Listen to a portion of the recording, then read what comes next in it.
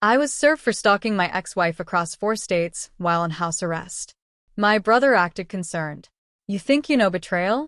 I was rotting under house arrest for a crime I didn't commit, only to get slammed with a lawsuit claiming I was stalking my ex-wife across state lines. But the real twist? The man who visited me every single week, the one I trusted more than anyone, was at the heart of all of it. Okay, so picture this. I'm 29, 6 months into a 9-month house arrest sentence for something I swore I didn't do, securities fraud. My world was a dingy 600-square-foot dump in Columbus, where my only company was my laptop and this monstrous ankle bracelet. This thing wasn't just a gadget, it was a digital leash, whispering my location to satellites every 30 seconds, like it had a personal vendetta against me. It was tamper-proof, cellular, GPS redundant, with a battery backup that would shriek bloody murder if you so much as looked at it funny. My probation officer made it crystal clear. You sneeze outside your boundary, we know about it before you finish wiping your nose. Oh, and the county had the audacity to bill me $8 a day for this privilege. Every month, an invoice, like a subscription I never signed up for. Then one afternoon, a process server shows up. He looked nervous, handing me the papers. I couldn't help it. I laughed. A hollow, dark laugh that definitely made him uncomfortable. You good, man? He asked, practically backing away. Oh, I'm fantastic, I said. I tore open the envelope, scanned the first page, and then I really lost it. That twisted, gut-wrenching kind of laugh. My ex-wife, Chelsea, was suing me for $425,000. She claimed I'd been stalking her across 4 states for 6 months straight, following her to work in Detroit, showing up at her Chicago apartment, photographing her through coffee shop windows in Indianapolis, sending threatening messages from burner phones. 22 documented incidents, with dates, times, witness statements, the whole terrifying production. I looked down at the black GPS unit strapped to my ankle. This thing would have screamed bloody murder if I'd stepped 200 feet outside my apartment. Chelsea knew that. She'd cleaned out our joint accounts right before the feds could freeze anything, walked away with about $180,000 in cash, and left me a note that read, "Hope prison teaches you something real classy." I'd sued her for theft of marital assets 4 months prior, and discovery was about to bury her. This wasn't random revenge. This was war. Her calculated play to poison my theft case before it destroyed her. The process server practically sprinted back to his car. I shut the door, heart pounding, and read the entire lawsuit. Every single date, every alleged location, physically impossible. March 22nd, Detroit? I was eating lo mein and debugging code for 6 hours straight. April 17th, Chicago? Nope. On a call with my dev team in Mumbai until 2 a.m. June 3rd, Indianapolis? That was the day Benjamin brought groceries, and we watched hockey until my eyes glazed over. Her lawyer had built an impressive narrative, complete with detailed descriptions and observed movements. Too bad he forgot to check if his client's story made basic physical sense for a guy wearing a federal GPS monitor. My phone buzzed. It was Benjamin, my brother. I texted him right after, Chelsea's suing me. She's claiming I've been stalking her across 4 states while wearing a GPS monitor. He sounded genuinely outraged. Is she out of her mind? He asked. Desperate, I told him. My theft case is about to bury her. This is her smokescreen. Benjamin, my rock. My only family, since the conviction. He was consistent, the only one who didn't ghost me. He showed up every week without fail, brought groceries, made sure I wasn't losing my mind in isolation. When everyone else decided I was radioactive waste, he stayed. Family means something, he'd say. And I believed him. God, I believed him. I called my lawyer. Chelsea's suing me for stalking. $425,000. Says I've been following her around the Midwest. My lawyer went quiet. Impossible. You're under electronic monitoring. He was right, but she had photos, witness statements, pictures of me at these locations. This is retaliation, he said. She's trying to tank your credibility before the theft judgment hits. Send everything. We'll move to dismiss and go after fees and sanctions for bad faith litigation. After we hung up, I pulled my monitoring data. Someone was setting me up, and they'd put real work into it. 3 weeks before the lawsuit, I'd gotten a cease and desist from some attorney, threatening criminal charges if I didn't stop contacting Chelsea. I forwarded it to my lawyer, completely confused. "Any contact with Chelsea since the divorce?" he asked.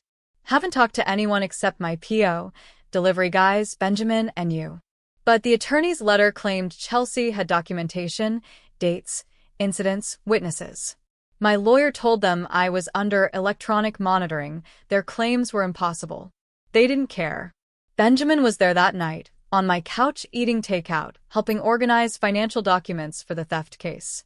"Chelsea's desperate," Benjamin said, again. "Your lawsuit's airtight. She took 180 grand. Now she's scrambling. She's going to lose both cases. Stay aggressive, bro. Documents, character witnesses, legal fees, whatever you need. I'm here." The whole securities fraud conviction still burned in my gut. The feds claimed I ran an insider trading scheme, made $340,000 in illegal profits. They had trading logs from my API keys, emails from my accounts, wire transfers to shell companies I supposedly created. Problem was, I didn't do any of it. Not a single trade. I took a plea deal because fighting it meant risking 15 years. My public defender laid it out cold. The evidence looked damning, even if fabricated.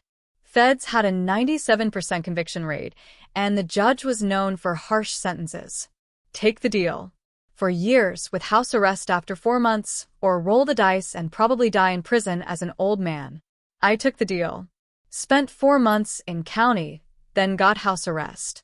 But I never figured out who actually ran those trades.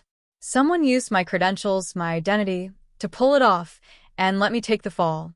I'd spent months trying to investigate on my own, but every lead went cold. Eventually, I just focused on surviving my sentence and going after Chelsea for the money she stole. Then the photos arrived with the lawsuit. My lawyer sent them over that evening. Benjamin was still there, brought dinner, and we opened the files on my laptop together. My blood ran cold. The photos showed a guy who looked exactly like me. Same height, same build, same dark hair, the general vibe. Standing outside an office building in Detroit, half hidden behind a car. Sitting in a Chicago bar window, watching Chelsea's table. Walking behind her in an Indianapolis mall parking lot. Close enough to be deeply unsettling. "Holy crap," Benjamin said, leaning in. "That does look like you. That's creepy as hell." The resemblance was solid. Close enough that someone who'd been married to me for 4 years might absolutely buy it at first glance. "But it's not me," I said, my voice barely a whisper. "GPS proves it. Who the hell would go to this much trouble? This is professional level planning. Someone really wants to help Chelsea destroy my credibility." Benjamin looked worried. "You think they're connected? Your fraud case and this?" I didn't know. But Chelsea was definitely motivated. My lawyer filed the motion to dismiss, attaching my complete GPS logs for every single date in Chelsea's lawsuit. We argued I was continuously tracked. The data definitively proved I was home. We also went after fees and sanctions for bad faith. The first hearing got pushed back twice. What should have been a month became 12 weeks of waiting, legal fees stacking up. Chelsea's attorney fought everything, claiming GPS data could be falsified, that photos trumped electronic records, that my theft lawsuit proved vindictive behavior. My probation officer provided an affidavit. I'd been compliant for 180 days. The device worked perfectly. Any unauthorized movement would have triggered alerts. Then Chelsea's next filing dropped. Text messages. Dozens of threatening texts from burner phones over 5 months. "Saw you at the gym yesterday. Red tank top looks good on you. Your new boyfriend's a downgrade. Moving apartments won't help. I know where you are." Benjamin was there when my lawyer sent them over. He threw them on my kitchen table. "These don't even sound like you," Benjamin said. "This possessive crap isn't your style." Exactly. But Chelsea was desperate enough to manufacture anything. This whole thing was coordinated. Benjamin pushed back from the table, pacing. Someone's helping Chelsea fabricate evidence. We need to figure out who benefits. Good question. I'd burned bridges with the conviction, lost partners' money. But Chelsea had the clearest motive. What about Chelsea's new boyfriend? Benjamin asked. She mentioned someone named Hayden in her deposition. Videographer. Benjamin nodded slowly. Jealous boyfriend. Professional camera gear. Opportunity to stage photos. Makes sense. My lawyer brought in Cameron, a cybersecurity analyst. It cost another $8,000 I definitely didn't have, but my lawyer said we needed a credentialed expert. Cameron showed up with that "I'm not sleeping until this makes sense" energy that I immediately appreciated. Benjamin insisted on being there, acting helpful, but weirdly invested in every detail. He kept asking questions about subpoenas, timelines, next steps. I thought he was just being supportive at the time. Cameron walked us through his findings methodically. The guy had credentials. 15 years doing digital forensics for insurance fraud, expert witness testimony in multiple states. These texts were sent during times your GPS shows you home, Cameron explained. Cell tower data should show signals near your location if you'd sent them. He pulled up the photos. Professional composition, lighting compensation, rule of thirds. Techniques suggesting experienced videography. Different phones over 6 months, but quality and composition are consistent. So, they're staged, my lawyer asked. Definitely, Cameron said. And there's more. He zoomed in. Most metadata was stripped, but some EXIF survived. A few photos have embedded GPS coordinates that don't match claimed locations, taken from across the street with a telephoto lens. Benjamin leaned forward. So, someone with professional camera equipment followed Chelsea, photographed someone who looks like Jonathan, sent the images to make it look like surveillance? Exactly, Cameron said. This is sophisticated. Someone with technical knowledge, videography skills, serious motivation. The boyfriend, I said. Hayden, freelance videographer. If Chelsea loses the theft case, she's bankrupt. No future with her. Cameron nodded. I'll pull what I can from public records and social media. Results came back 12 days later. Hayden, 31, freelance videographer and drone operator, lived in Detroit before moving to Chicago 9 months ago, right when the alleged stalking started. Social media showed Indianapolis visits. But the interesting part was his history. Engaged 2 years earlier to a woman in Detroit who broke it off, citing controlling behavior. She'd filed a police report saying Hayden stalked her after their breakup. Charges dropped after he agreed to a restraining order and anger management. Documented stalking history, Cameron explained during our next call. Benjamin again listening close. Professional who understands image manipulation. Dating Chelsea for about 7 months, perfectly overlapping with when incidents began. Financially tied to her if the theft case bankrupts Chelsea. Hayden loses his meal ticket. My lawyer filed an emergency motion to depose Hayden and subpoena his records. Chelsea's attorney acted like we'd asked permission to waterboard his client, protective motions, harassment claims, demands for proof. It was 2 months of watching him argue Hayden was irrelevant, while simultaneously listing him as Chelsea's key witness. Meanwhile, I'm burning through money I don't have, just so some judge won't think I'm making excuses. Lawyers started firing off subpoenas for security footage everywhere. The next 2 months were straight trench warfare. Everyone wanted money for retrieval.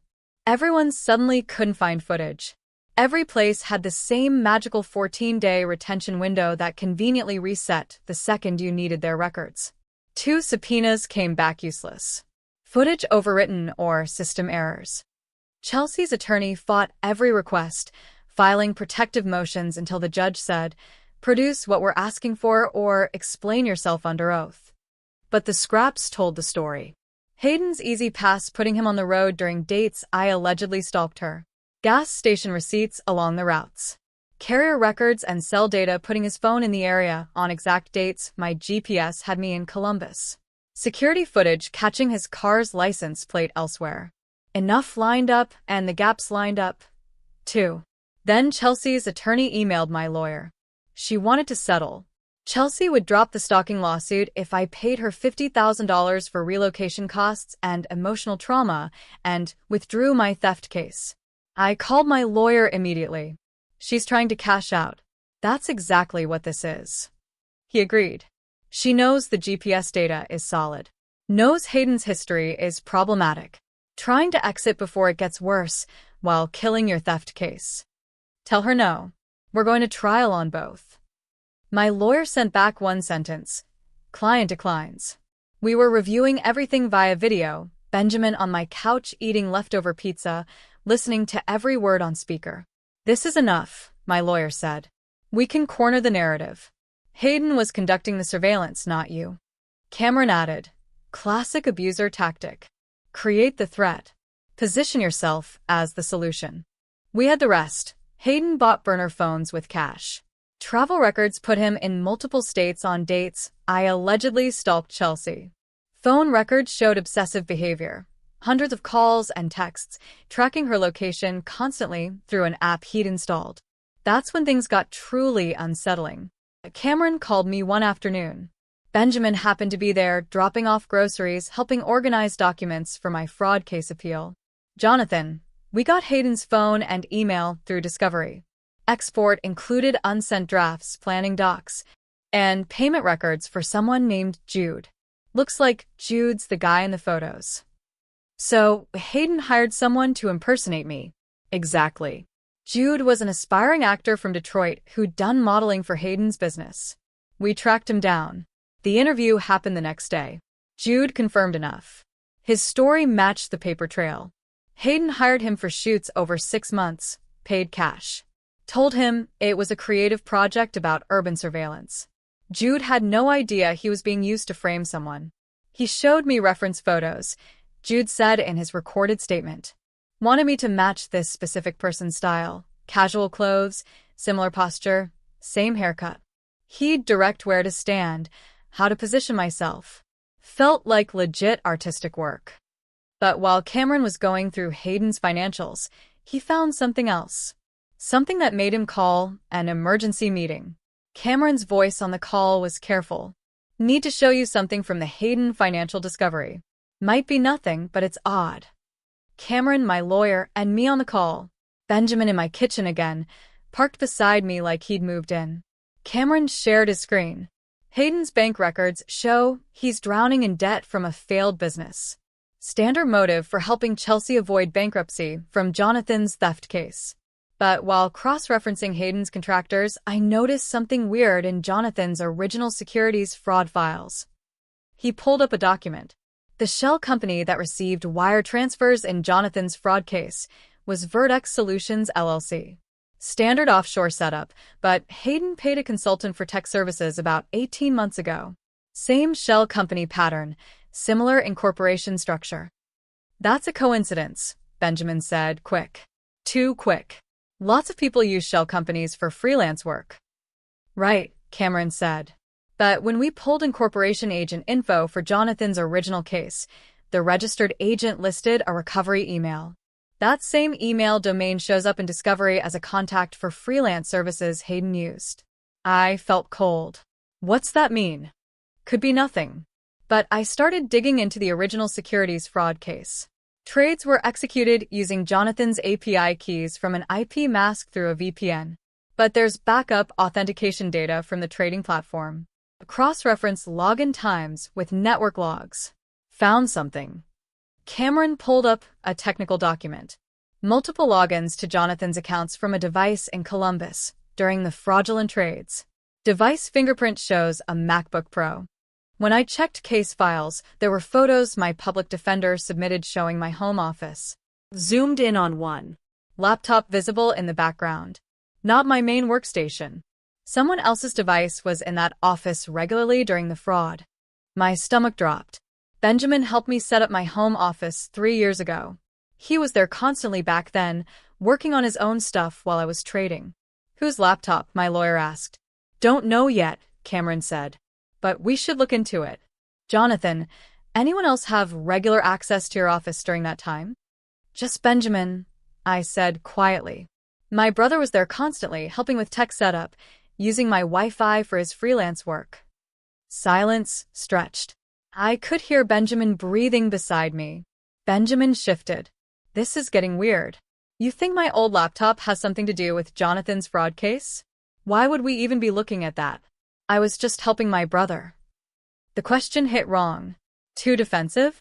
Too specific about what we shouldn't investigate. Not accusing anyone, Cameron said, careful, but we need to examine every angle. These shell company patterns, the device access, the timing, worth looking into. Jonathan, did Benjamin have access to your password manager or trading accounts? He helped me set up my password manager 3 years ago, I said, numb. We shared a lot of tech access back then. 3 years of lies.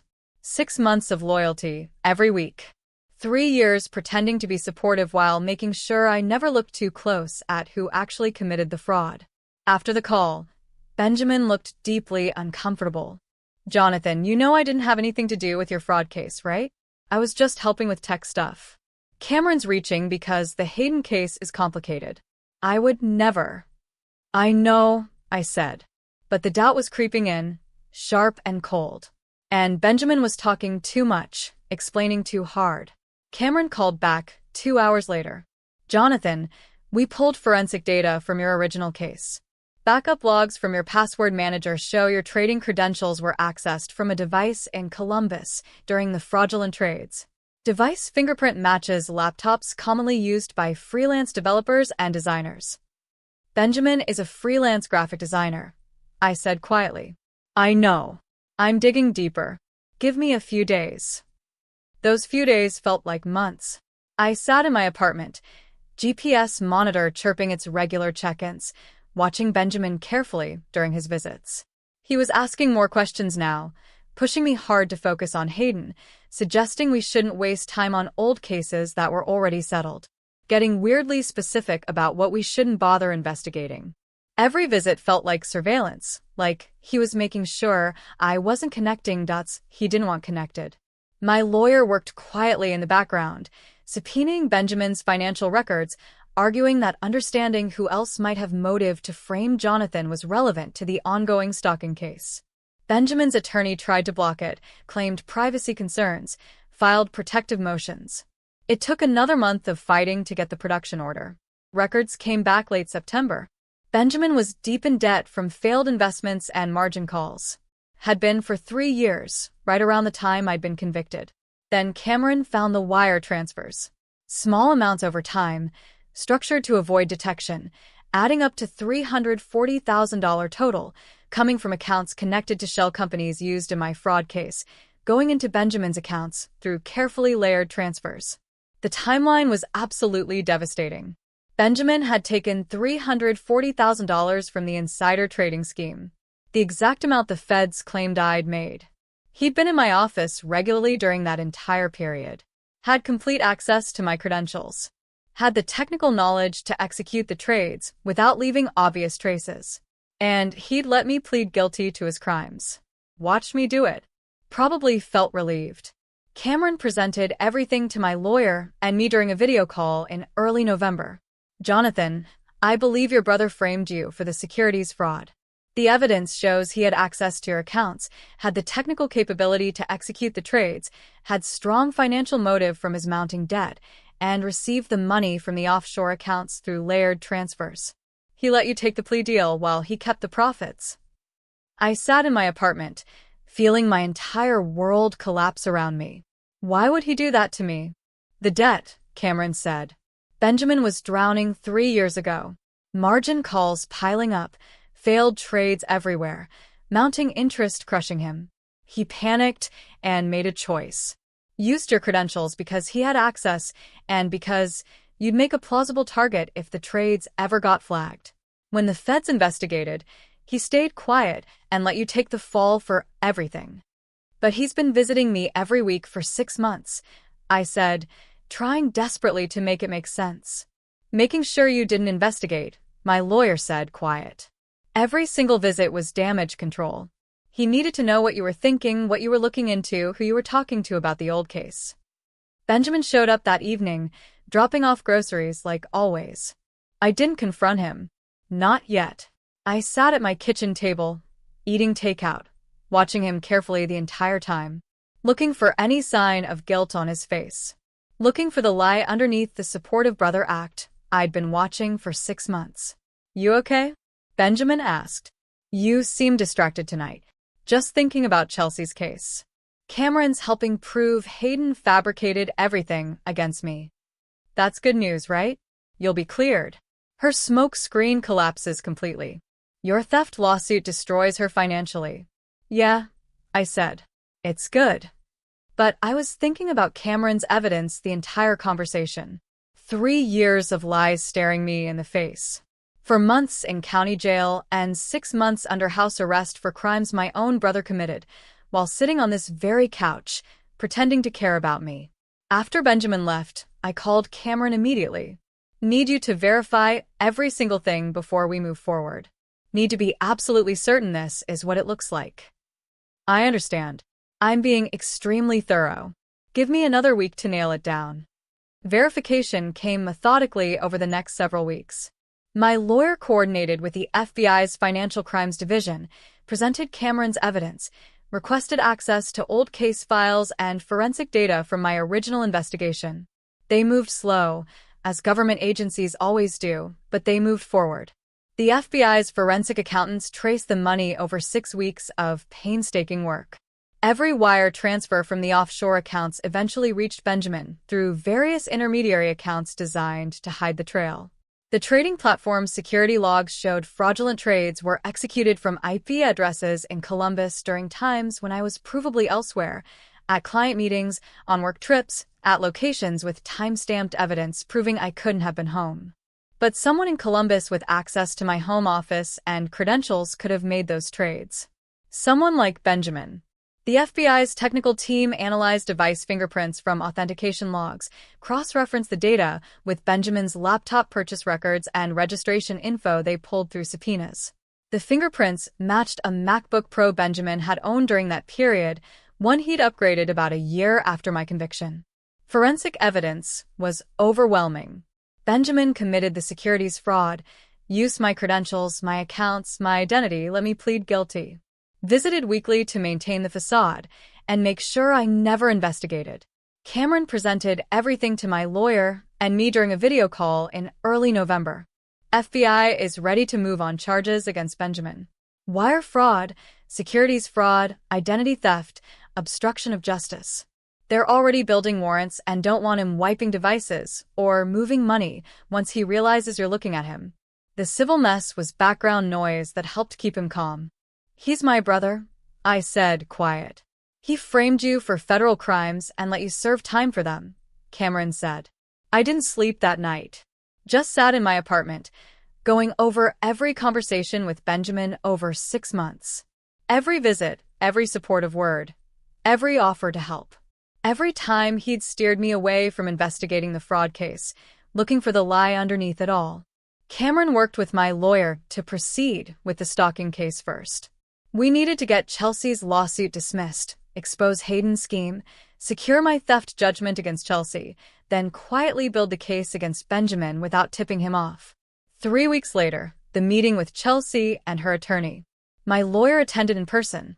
I joined via video. Cameron presented the evidence against Hayden methodically, his background check showing a prior stalking conviction, photos proving professional staging, financial records showing burner phone purchases, security footage showing Hayden following Chelsea obsessively, Jude's testimony about being hired to impersonate me, toll records putting Hayden on the road every time I allegedly stalked her.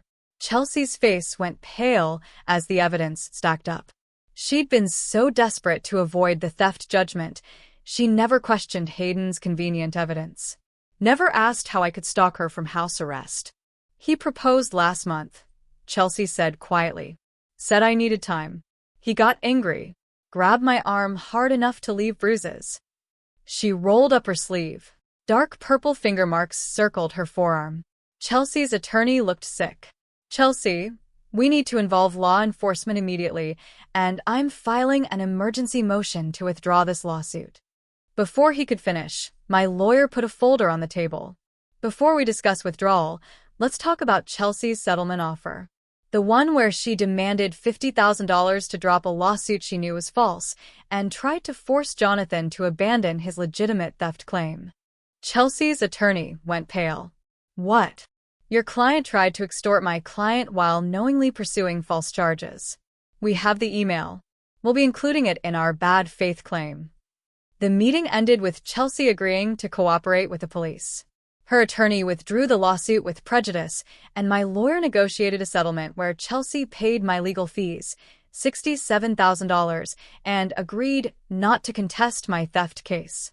The judge entered judgment in my favor for $180,000 on the theft case. Total recovery, around $247,000. Hayden was arrested 2 weeks later, charged with stalking, harassment, witness tampering, and conspiracy to commit fraud. Chelsea's cooperation and the mountain of evidence Cameron compiled made the prosecution straightforward. He pleaded guilty to avoid trial and got 6 years. Chelsea called 2 days after the settlement, crying, begging me not to report her settlement offer to her employer or the state bar. You tried to extort me, Chelsea, while I was under house arrest. While you knew Hayden was actually stalking you, you were willing to destroy me to save yourself. I made a mistake. Please, Jonathan. No, you made a choice. Now you live with it. But I wasn't thinking about Chelsea anymore. I was thinking about my brother. 3 years of lies. 6 months of fake support while he made sure I never discovered his betrayal. Benjamin called that evening, excited. Bro, heard the lawsuit got dismissed. That's amazing. And you're getting money back from Chelsea. Should celebrate when you're off house arrest. Yeah, I said. Good news. You don't sound happy. I'm tired. Been a long process. I get it, but you're almost free. A few more months, and that ankle monitor comes off. Then we can get back to normal. Normal? Like he hadn't destroyed my life to save his own. After we hung up, I called Cameron. How long until the FBI moves on Benjamin? Finalizing the warrant now. Probably a few weeks. They wanted to wait until you were officially cleared in the stalking case and secured your judgment against Chelsea. That happened yesterday. So, they're moving forward. What are his chances? Evidence is overwhelming. Looking at 8 to 12 years federal time if convicted, and he will be convicted. The FBI arrested Benjamin 6 weeks later at his apartment. Early morning raid, multiple agents, local police backup for containment. Charged with wire fraud, securities fraud, identity theft, obstruction of justice, and conspiracy to commit all of the above. Bail set at $500,000. He couldn't make it. Not even close. His neighbors watched from their windows as agents led him out in handcuffs. Someone filmed the whole thing. The video hit local news by afternoon. I didn't watch it more than twice. He called me from county jail that evening, confused and panicked. Jonathan, what the hell is happening? FBI arrested me. They're saying I committed securities fraud using your accounts. This is insane. Jonathan, you there? This is some mistake. You have to help me. You're my brother. I stayed quiet. Cameron found the evidence, Benjamin. Wire transfers. Device logs. You used my credentials 3 years ago. Made $340,000 while I was at client meetings and work trips. Let me plead guilty to federal crimes you committed. Silence on the line. You visited me dozens of times. I continued. Brought groceries, acted supportive, made sure I never investigated who really ran those trades. Every question you asked, every time you pushed me to focus on Hayden and not the old case, that was you protecting yourself. Jonathan, I was drowning. Debt was crushing me. I panicked. Thought you'd just get probation. Maybe house arrest. Didn't think it would destroy your life like this. You watched me plead guilty, I said, my voice thick with pain. Watch me spend 4 months in county jail. Watch me get that ankle monitor locked onto my leg. And you said nothing. I wanted to tell you. I was trying to figure out how. You had 6 months of visits to tell the truth. You didn't. Because you weren't feeling guilty. You were making sure I didn't discover what you'd done. Jonathan, please. I'm your brother. We can work this out. I hung up. My lawyer filed an emergency motion the next day, not as a victory lap, but to ask the court to yank the ankle monitor immediately because the underlying facts of my conviction were rotten. The prosecutor didn't fight the monitor part once the FBI's financial tracing started matching Cameron's work. The judge didn't forgive anything, but she modified my conditions pending review and set a fast hearing date. The monitor came off first. My actual conviction was vacated after the paper trail got blessed on the record about 3 months later, when all parties agreed the conviction was unsupportable. Benjamin's attorney tried to negotiate a plea, 6 years for full restitution and cooperation. The prosecutor offered 8 years minimum. Benjamin's attorney pushed back, arguing his client was remorseful. The prosecutor sent over a file showing Benjamin visited me dozens of times during house arrest. Your client wasn't being supportive, the prosecutor wrote. He was monitoring his victim to ensure his crimes stayed hidden. We're not negotiating below 8 years. My lawyer advised me on civil lawsuit strategy. We can sue Benjamin for damages, lost income, legal fees, emotional distress. Looking at potentially mid-six figures if we win. Do it. My lawyer filed the civil lawsuit against Benjamin. The FBI continued building their criminal case. Benjamin's public defender kept trying to negotiate plea deals, but the evidence was too strong. The prosecution wouldn't budge. Benjamin's attorney urged him to accept the 8-year deal. Benjamin refused, convinced he could negotiate better or somehow explain away the evidence at trial. He lost that gamble. Faced with overwhelming evidence at trial, the jury convicted on all counts. Sentencing was set. Benjamin's sentencing happened via video because I refused to appear in person. The judge read Benjamin's crimes aloud, using his brother's identity to commit securities fraud, letting his brother take the conviction, obstructing justice by visiting his brother during house arrest to ensure his crimes stayed hidden. Mr. Benjamin, the judge said directly to him, her voice cold, you betrayed your brother's trust in the most calculated way possible. You didn't just commit fraud against strangers. You destroyed your own brother's life and then let him serve time for your crimes while you played the supportive family member. The pre-sentencing report showed he visited me dozens of times. Not out of love or family loyalty, she continued, but to monitor your victim and protect your own interests from discovery.